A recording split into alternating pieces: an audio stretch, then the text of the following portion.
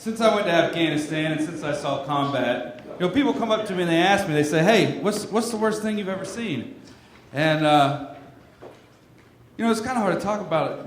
My eyes water up a little bit, I get nervous, and I have to tell them, I say, my paycheck.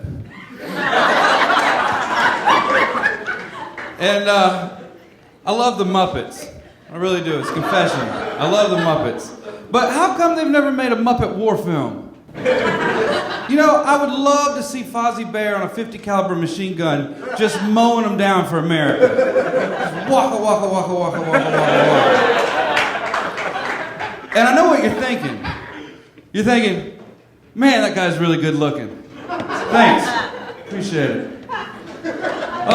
When I was in the Army, they had the don't ask, don't tell policy, which I thought was really unusual because the gayest thing I've ever done was the Army. I mean, how many of you have showered with 55 other guys? We had this barracks one time, and in the shower pole was in the center of the shower, and the faucets all faced outwards.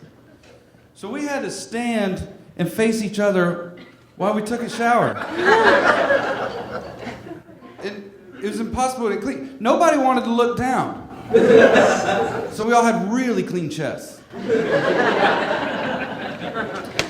I'm really trying to bring awareness to the shower situation in the military because I feel like there's a lot of other soldiers out there that might be suffering from post-traumatic shower disorder.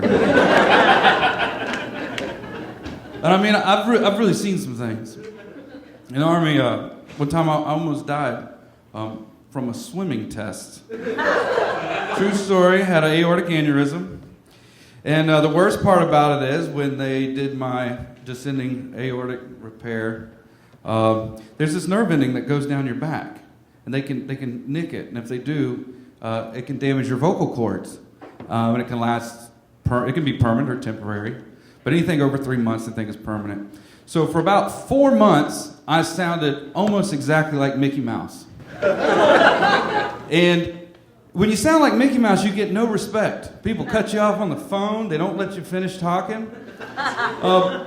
I went to Popeye's Chicken after my surgery, because that's what you do after you have invasive cardiothoracic surgery.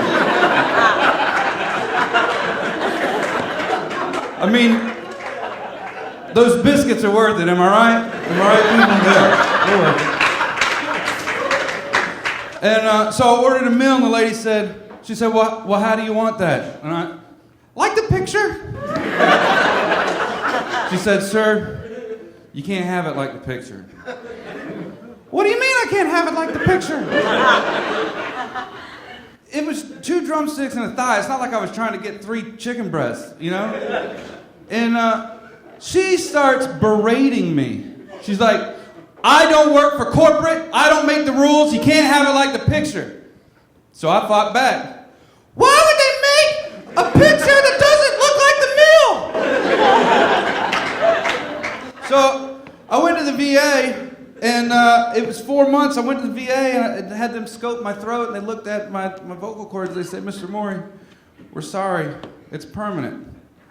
So we want to put you to sleep and stick a needle in it. I said, if it's permanent, why are you going to poke it with a needle? I said, Mr. Mouery, we're going to pump it full of steroids so it doesn't deteriorate more. And to which I replied, I'm going to get a second opinion. Ladies and gentlemen, you've been great. I'm John Mouery.